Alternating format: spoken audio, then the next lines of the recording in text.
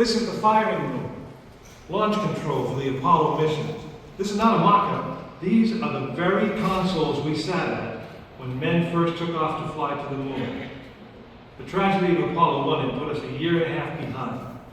We were making up for it in one big leap, and we were doing it with a rocket that no man had ever flown before.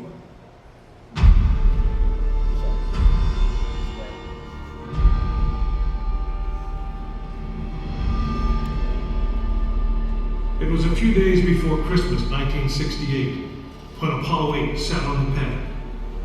She was the first of a new kind, a moon rocket. This was the Phoenix, risen from the ashes of Apollo 1. The first Apollo crew did not die in vain. This was to be their testament.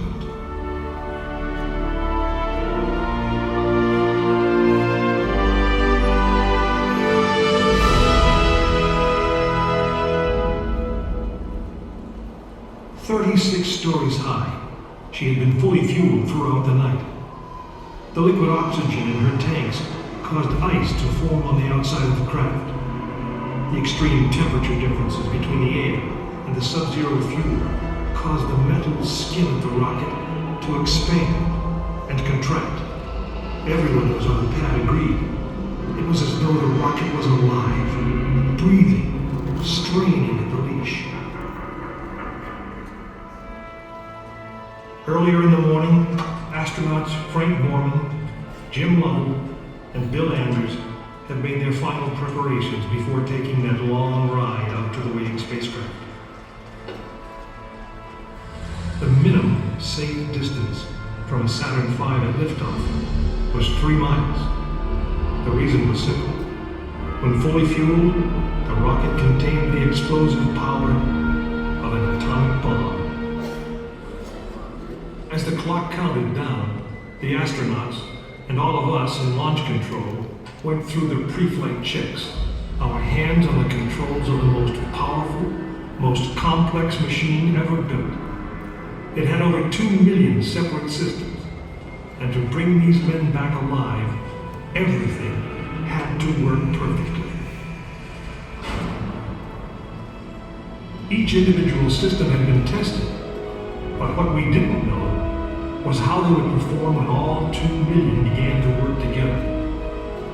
That moment would come when the countdown clock reached 0.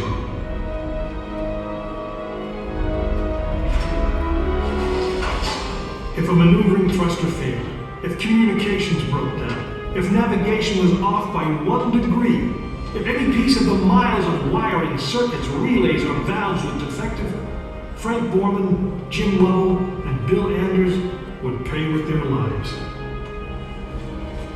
As they sat, waiting for launch on that chill December morning, these 3 astronauts were back to what they had always been, test pilots.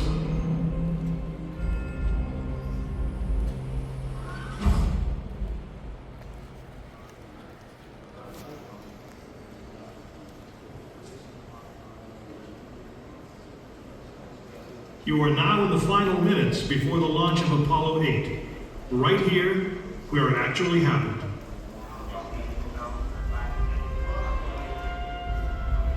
Mankind is about to leave his planet behind and journey to another.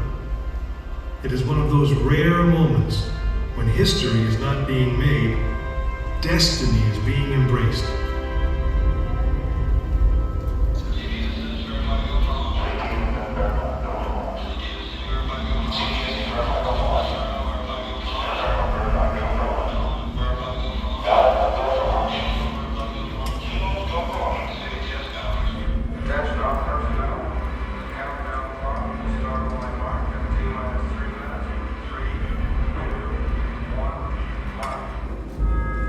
This is launch control, T-minus 3 minutes and counting.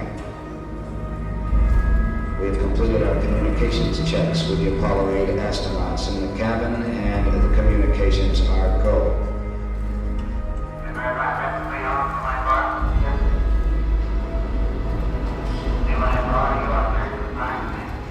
During this period, once we do get the firing command, the various tanks within the 3 stages stages of the Saturn V launch vehicle begin to pressurize. We have firing command. The firing command is in. We are now on the automatic sequence. T-minus 2 minutes, 20 seconds and counting.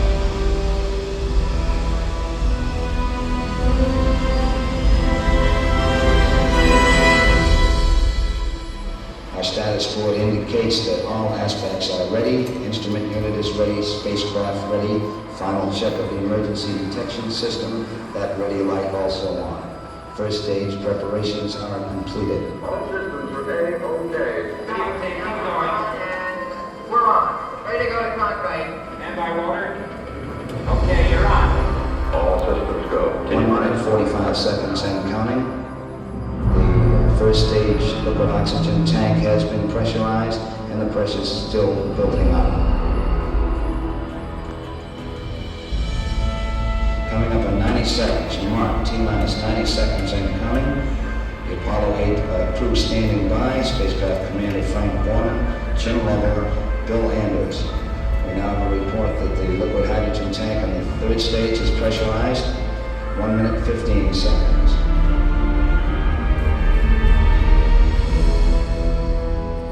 All third stage propellants pressurized at this time as we come up on the 60-second mark on the flight to the moon.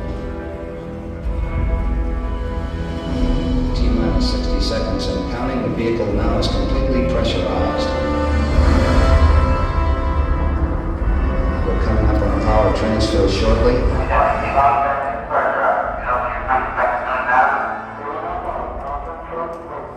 We have the power transfer. We're now on the flight batteries within the launch vehicle.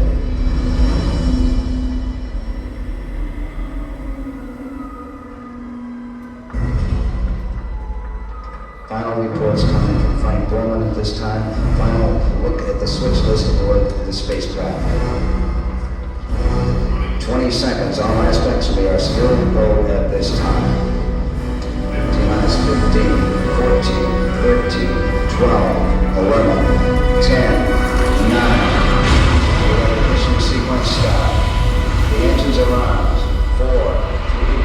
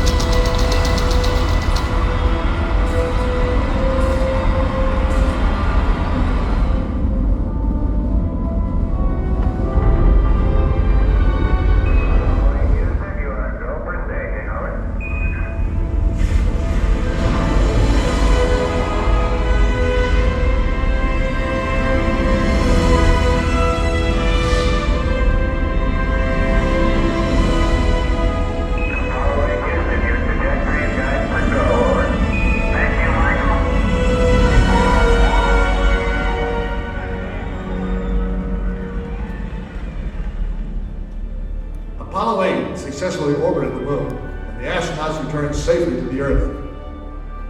I know. I'm Jim Lovell, and I was one of the crew of this spacecraft, Apollo 8. We were the first men to see the surface of the moon from just a few miles away. But it was the hundreds of thousands of men and women who worked in that team, and the millions of people who supported the mission that really made it possible. That way, I guess, we all went to the moon. Now, on the other side of those doors, you'll find an actual Saturn V moon lander. It's still the most powerful, the most complex machine ever built. And I guess it's the only one that can take you to another planet.